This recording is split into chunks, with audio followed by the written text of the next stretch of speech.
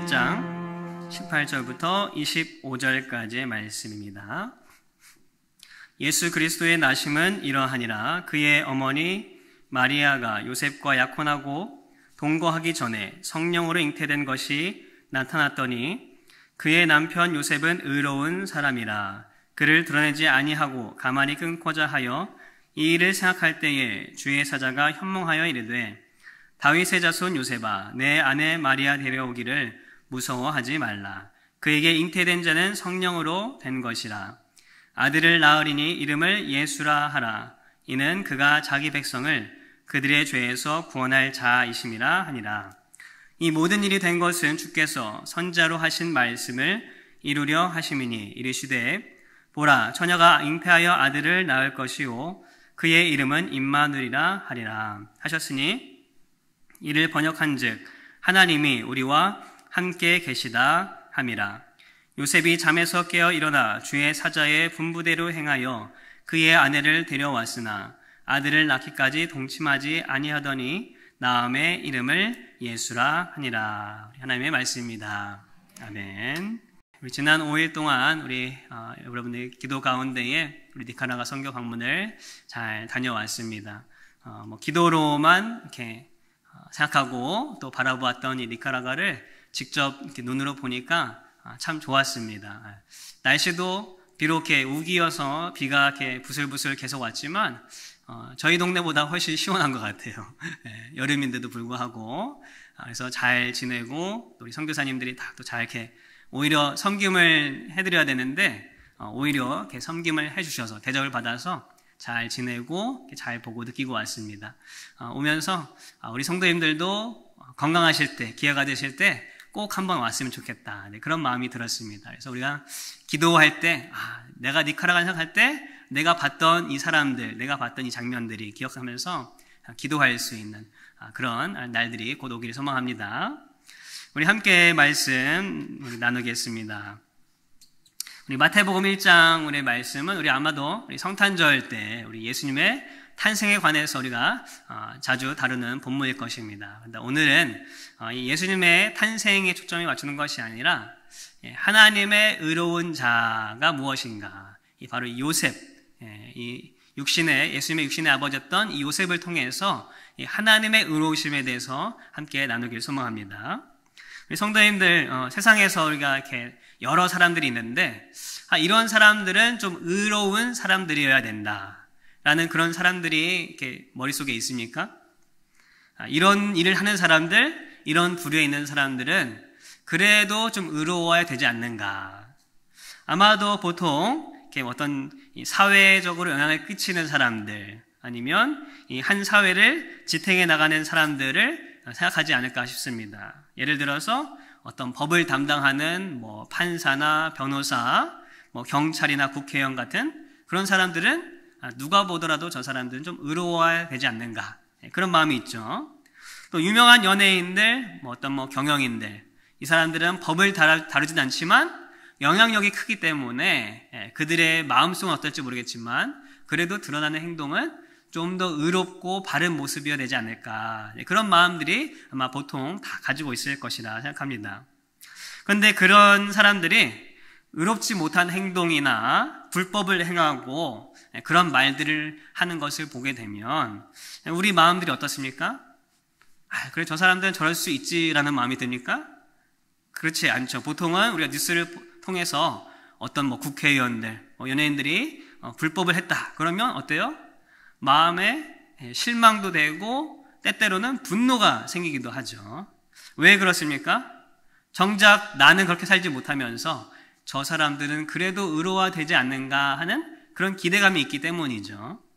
그런데 그 어떤 누구보다도 사실 더 의로워야 하는 사람들이 있습니다. 누굴까요? 바로 저와 여러분들, 우리 그리스도인들인 줄 믿습니다. 잘 아멘이 안 나오시죠?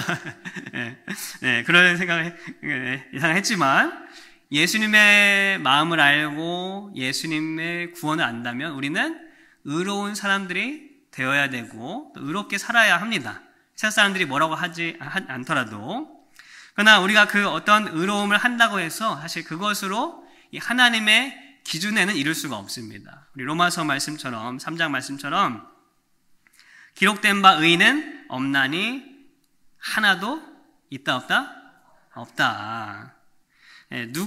누구도 이 땅에서 아무리 의롭게 산다 할지라도 이 하나님의 기준에 이룰 수 있는 사람은 없습니다.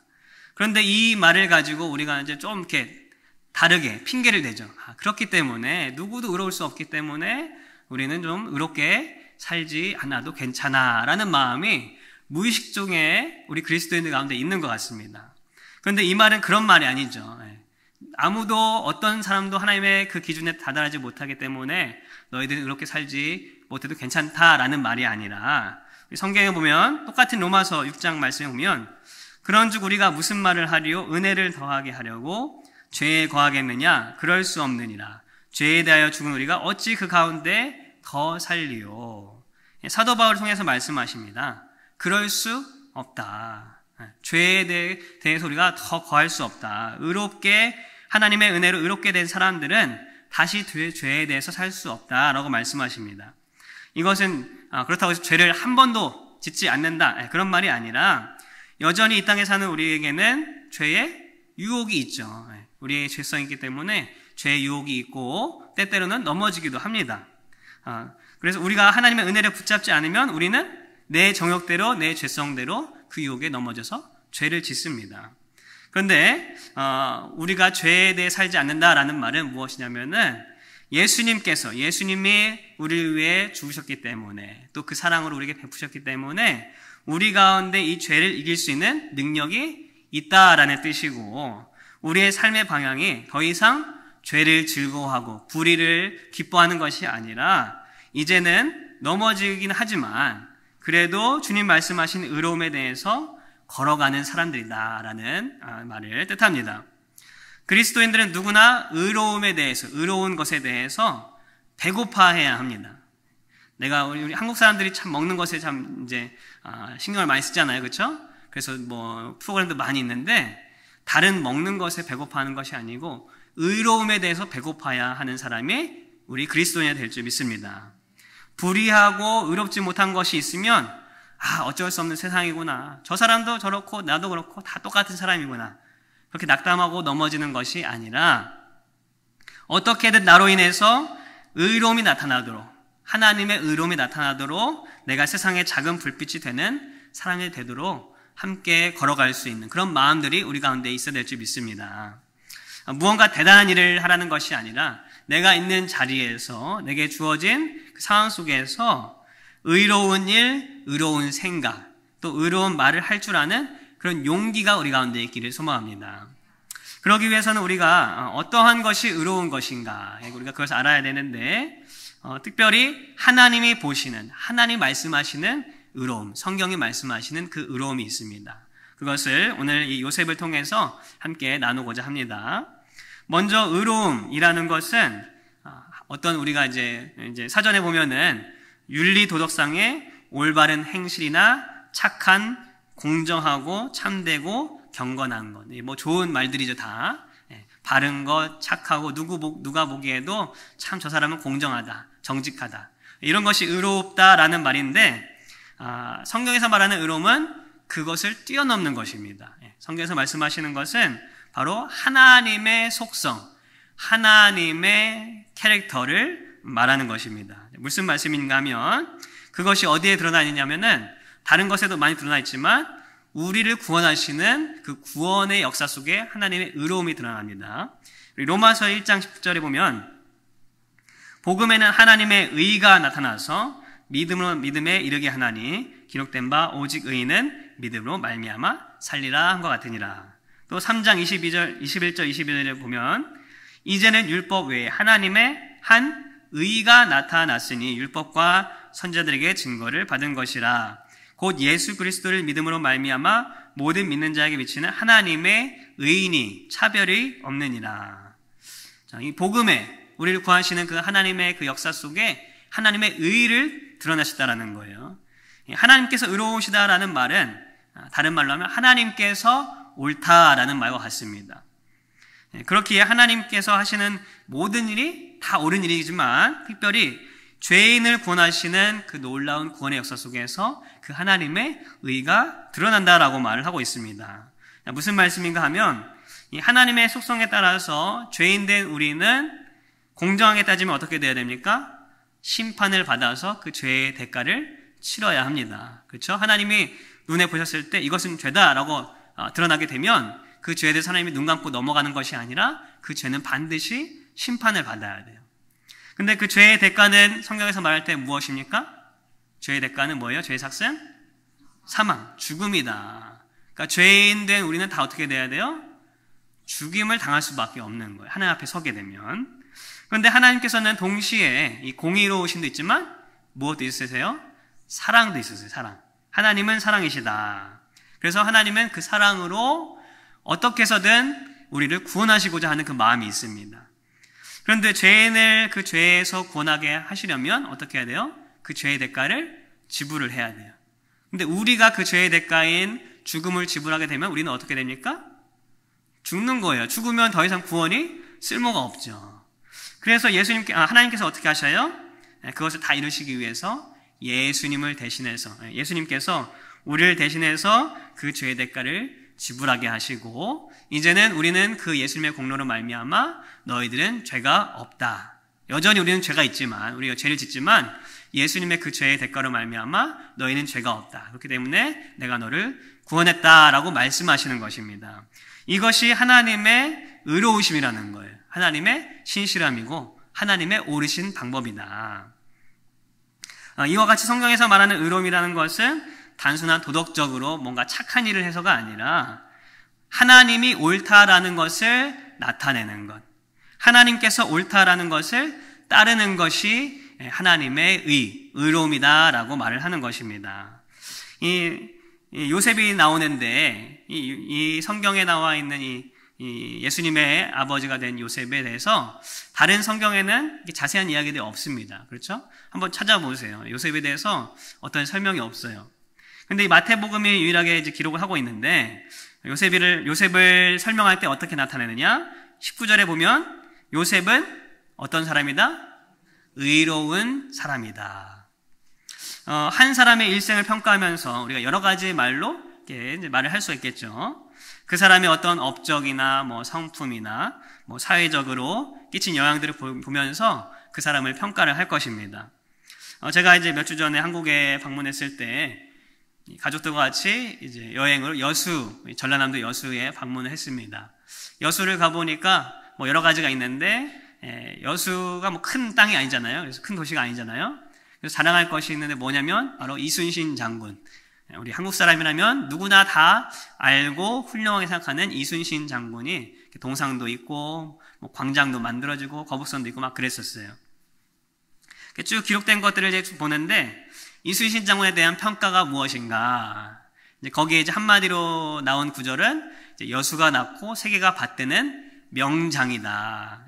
나라를 구한 어려운 그 상황 속에서 정말 왜군을 무찔렀던 아주 훌륭한 장군이다. 이제 그렇게 평가가 되어 있었습니다. 이순신 장군이 위대하고 나라를 지킨 업적은 이 한국 사람이라면 누구나 다 알고 다 칭찬하죠. 그런데 아무리 나라를 구하고 세상에 많은 사람들을 이롭게 한다 할지라도 이 요셉에게 붙여진 평가, 요셉은 의로운 사람이다 라는 평가와 비교할 수가 없다라고 생각합니다.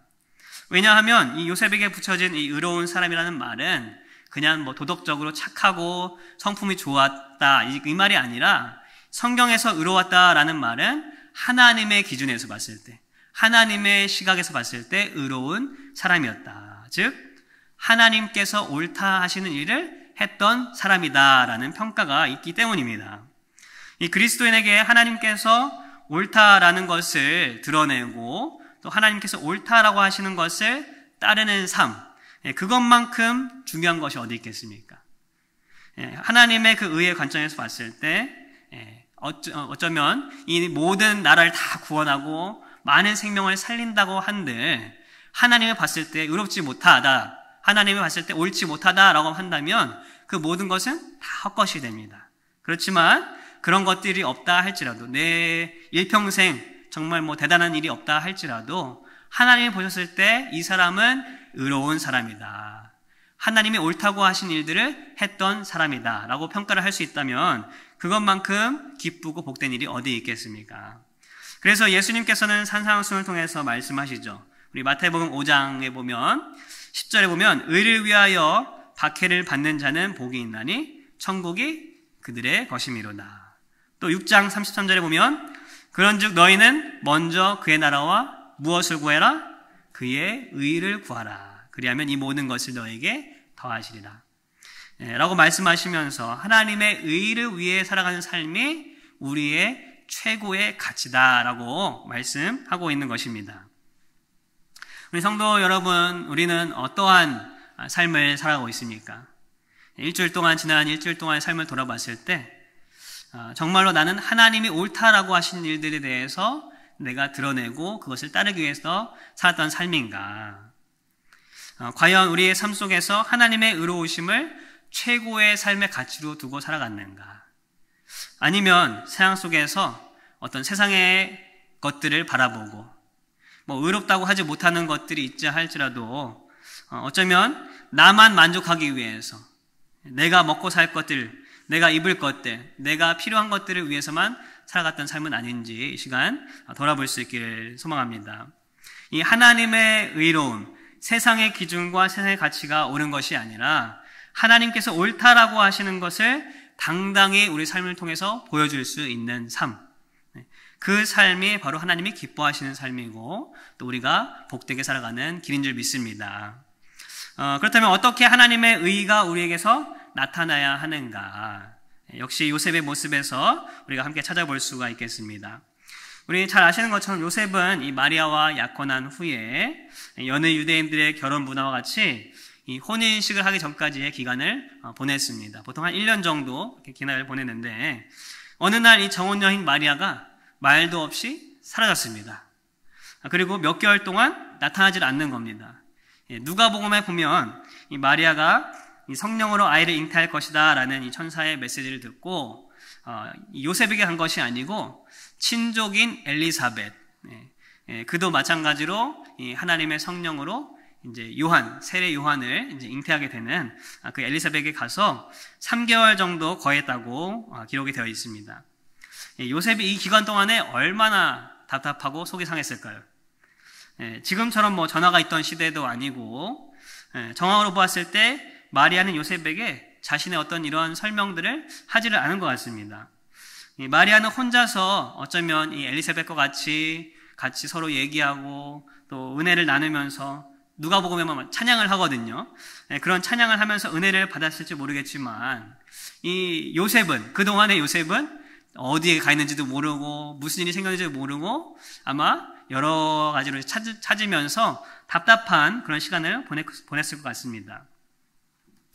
제가 이렇게 돌아보면 이 학창 시절 때, 학교 다닐 때 이제 친구들이 이제 연애를 하죠. 남자 여자 이렇게 만나서 연애를 합니다. 근데 보면 이렇게 재미있는 것이 있는데 이 남자들이 연애하는 모습하고 여자들이 연애하는 모습이 좀 다른 것 같아요. 남자들은 연애를 하면 이제 자기 여자친구에게 아주 푹 빠져가지고 다른 일을 다 소홀히 합니다. 공부도 소홀히 하고 부모님 말씀도 안 듣고 막 그렇게 막 변해버려요. 그리고 만약에 이별을 하게 되면 온 세상이 그냥 다 무너진 것처럼 막 울고 그런 친구들도 봤습니다. 물론 여자들도 그런 마음들이 동일하게 있겠지만 좀 다른 것 같아요. 여자들은 연애를 하더라도 자기를 잘해요. 공부도 그냥 잘하고 헤어져도 물론 슬픈 마음이 있겠지만 또 공부도 하고 할 것들을 잘 합니다. 제가 보기엔 그렇게 보였어요. 이 요셉도 그렇지 않았을까? 요셉도 마리아는 지금 은혜를 받아서 막 은혜를 나누고 찬양하고 그랬지만 요셉은 답답한 마음에 어디 일이 손에 잡히겠습니까? 그렇죠? 어려운 그런 마음들을 가지고 있었을 것입니다.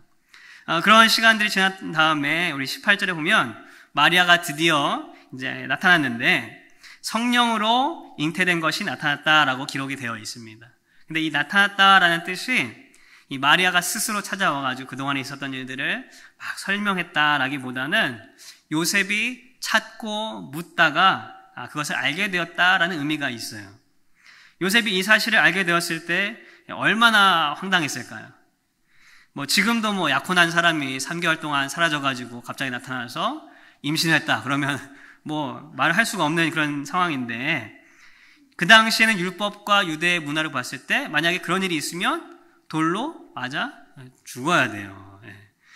그렇게 혹시 뭐 목숨을 건진다 할지라도 파혼을 당하게 되면 그 여자는 더 이상 그 지역에 살 수가 없습니다.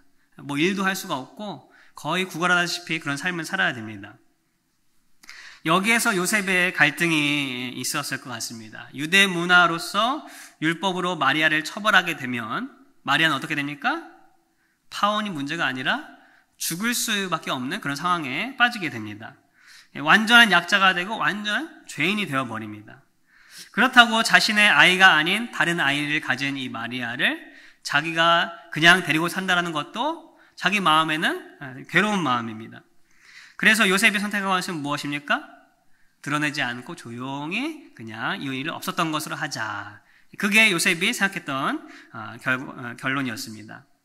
이 뜻은 마리아를 율법대로 공적으로 사회적으로 고발하는 것이 아니라 이 사람이 지금 이제 혼인 약속을 했는데 다른 곳에 가서 임신해왔다.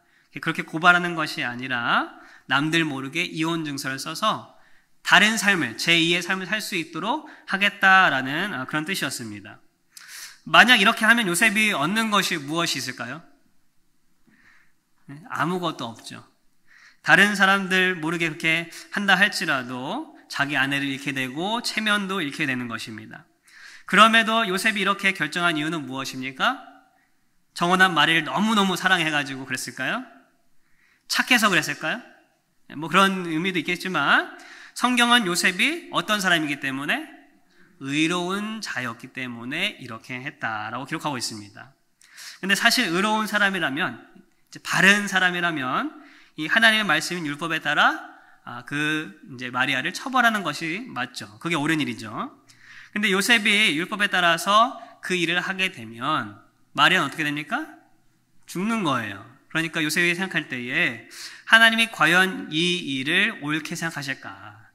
저 여인을 이제 3개월 동안 사라졌다가 임신해서 온 저 여인을 그렇게 다 드러내서 죽게 하는 것이, 율법대로 죽게 하는 것이 하나님은 옳게 보시는 것일까? 아마 요셉은 그렇게 생각한 것이 같습니다. 이 정혼녀에 대한 정도 없지 않았겠지만 지금처럼 연애하고 로맨스를 키우는 그때가 아니라 그냥 부모가 정해주면 만나서 결혼을 하는 것입니다. 그런 어떤 애정으로 한 것이 아니라 요셉은 하나님 보실 때에 하나님의 말씀을 생각하면서 하나님 보셨을 때 어떻게 하면 옳은 일인가, 그것을 생각했다라는 것입니다. 마치 예수님께서 바리새인들이 데려온 이 가늠하다 잡힌 여인을 율법대로 정죄하지 않으시고 어떻게 하셔요?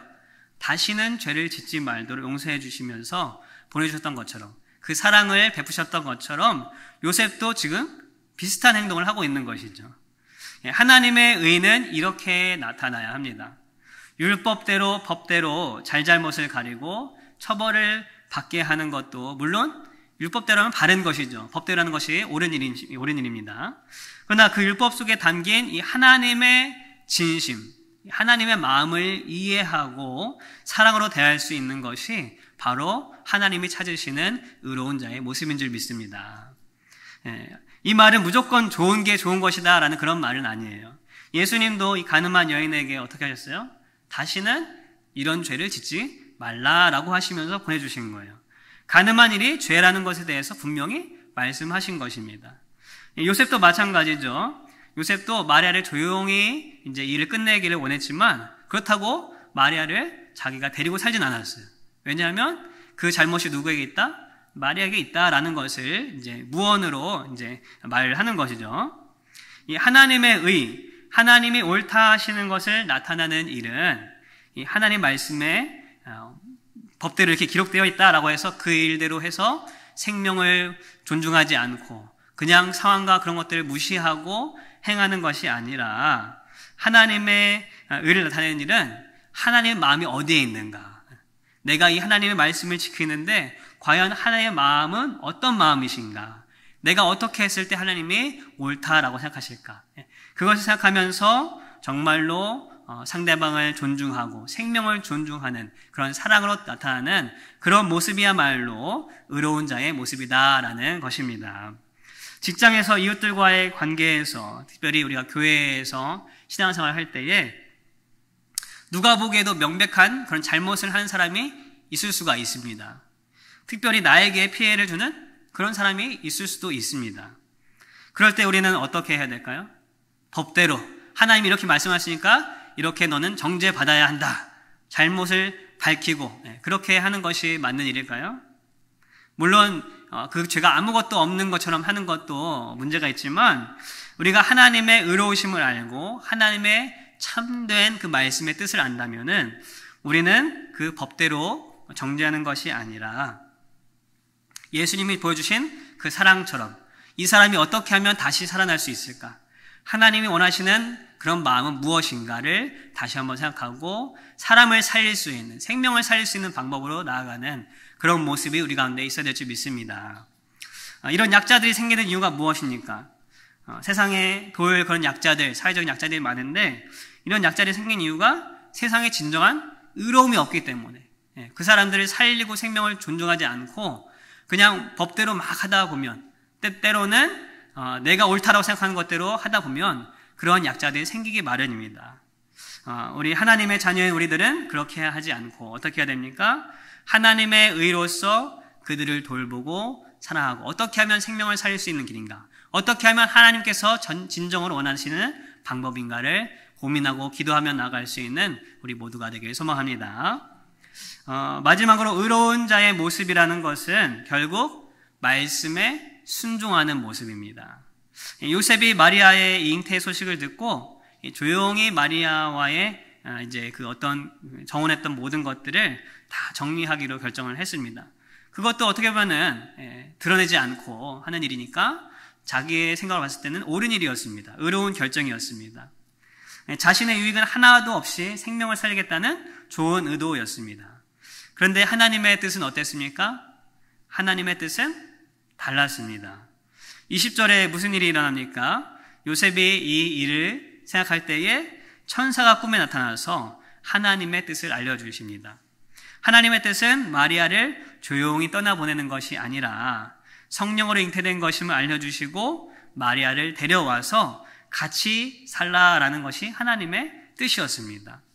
그리고 잉태될 아이는 구원자이신 예수다라는 것을 이제 말씀을 하셨습니다. 이 꿈이 얼마나 생생했는지 또 얼마나 장엄하고 위험했는지 우리가 다 알 수가 없습니다. 그런데 우리가 알 수 있는 것은 이러한 이 사실, 이 알려준 꿈의 사실은 너무도 믿을 수 없는 일이다라는 것은 우리가 다 압니다. 한번 생각해 보세요. 오늘 밤에 잠을 잤는데 하나님께서 천사를 통해서 나에게 말씀을 하십니다. 결혼 유무에 상관없이 나이에 상관없이 오늘 밤에 아이를 주실 것이다. 그런데 그 아이가 무려 이 세상을 구원할 구원자다라고 말을 한다고 하면 여러분 어떨 것 같아요? 믿을 수 있을 것 같습니까? 잘 모르겠어요. 하나님이 아이를 주신대요. 지금 60, 70 다 됐는데 믿을 수 있습니까? 그 말씀을? 믿기 어렵죠. 만약에 저에게 오늘 밤에 하나님께서 오셔서 너에게 아이를 줄 건데 또 그 아이가 이 땅을 구원할 자다라고 말씀하시면 일단은 셋째 다음에 넷째를 주신다는 게 놀라운 일이고 또 구원자라는 말에 아마 말도 못할 것 같습니다. 그런데 요셉의 반응은 좀 달랐어요. 요셉이 어떻게 반응을 합니까? 24절에 보면 요셉이 잠에서 깨어 일어나서 주의 사자의 어떻게 분부대로 행하여 그의 아내를 데려왔으나 요셉은 천사로부터 하나님의 말씀을 받은 뒤에 어떻게 하셨어요? 어떻게 했어요? 망설임도 없이 의심도 없이 그대로 그 마리아를 데리고 왔습니다. 사실 이것은 요셉이 원하던 것이 아니었죠. 요셉은 그냥 조용히 끝내길 원했어요. 요셉이 볼 때 의로운 일이 아니었어요. 그럼에도 불구하고 하나님께서 말씀하시니까 하나님께서 이것이 옳다라고 하시니까 그 말씀에 즉시 순종하고 아무런 톤을 달지 아니하고 마리아를 데리고 옵니다. 요셉은 이 하나님의 진정한 옳다 하신 것을 깨달았을 때에 24절의 표현대로 분부대로 하나님의 명령대로 행하였고, 또 천사를 통해 말씀하신 대로 마리아를 그냥 아무런 마음도 없이 데려온 것이 아니라 자기의 아내로 데리고 왔다라고 기록하고 있습니다. 또 25절에는 심지어 이 아들을 낳기 전까지 동침도 하지 않았다라고 하면서 이 요셉이 얼마나 그 하나님의 말씀을 받아들이고 순종했는가를 보여주고 있습니다. 우리가 오늘 이 본문을 성탄절과 연관해서 우리가 이 예수님의 탄생의 어떤 이 기이한 스토리, 정말 믿을 수 없는 그런 스토리로 우리가 얘기를 하지만, 사실 이 말씀을 자세히 보면 이 요셉의 행동들 하나하나를 볼 때 요셉이 얼마나 의로운 사람인가, 얼마나 준비된 사람인가라는 것을 우리가 알 수가 있습니다. 무엇보다 자신의 생각할 때에 또 세상의 기준도 아니고 하나님의 기준에서 봤을 때 이것이 내가 생각하기에는 참 의로운 것이다, 이것이 옳은 일이다 라고 했지만, 아무리 선한 뜻을 가지고 있었다 한들 하나님의 말씀이 이것이다, 이것이 옳은 것이다 라고 말씀할 때에 자기의 모든 것을 다 내려놓고, 자기 생각을 다 내려놓고 순종하는 모습, 참 얼마나 감동적이고 존경스러운 모습입니까? 하나님의 의를 나타내는 사람은 반드시 이런 자세가 필요합니다.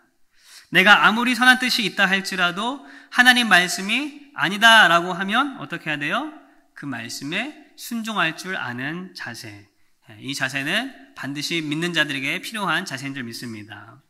왜냐하면 하나님의 의를 나타낸다는 것은 하나님이 옳으시다라는 것을 나타내는 것인데, 다른 말로 하면 하나님만이 옳으시다라는 것을 말합니다. 하나님도 옳고 또 바르게 생각하는 나도 옳다가 아니라 하나님만 옳다. 앞서 말한 하나님의 의로우심을 우리 삶의 최고의 가치로 또 삼고, 또 사회적 약자를 돌보는 그런 사랑으로 우리가 의로움을 나타내야 될 줄 믿습니다. 그런데 이 모든 것을 한다 할지라도 마지막 하나님 말씀에 순종하는 그런 자세가 없다라고 하면 결국 결정적인 순간에 우리는 하나님의 의가 아니라 누가 드러나게 됩니까? 나의 의가 드러나게 되어 있습니다. 하나님의 요셉과 같이 결정적이고 어려운 순간에 하나님의 말씀 가운데 내가 귀를 기울일 줄 알고, 또 그 말씀이 나에게 있으면 그 말씀에 그대로 순종할 줄 아는 사람, 그런 사람들이 바로 저와 우리 모두가 되기를 주님의 이름으로 소망합니다. 우리 말씀을 정리합니다. 세상을 보게 되면 점점 이 불의한 것, 하나님의 말씀과 동떨어진 것들이 정말로 더 흥황하는 그런 시대에 살고 있습니다. 이 세상 속에서 우리는 그냥 낙담하고 세상이 저러니까 어쩔 수 없지 라고 말하는 것이 아니라, 이 세상 속에서 하나님이 왜 우리를 보내셨는가, 우리를 의로운 자라 부르기 위해서, 또 그 의를 나타내기 위해서 부르셨다라는 것을 우리가 깨닫고 또 사명감을 가지고 살 수 있는 저와 여러분들 다 될 수 있기를 소망합니다. 하나님만이 옳으시다라는 것을 선포할 수 있는 우리가 되기를 소망합니다. 죄인 된 우리를 구원하신 그 예수 그리스도의 사랑을 통해 보여주신 그 하나님의 의를 찬양하고, 또 우리도 동일하게 그 사랑을 전할 수 있는 우리 모두가 되기를 소망합니다.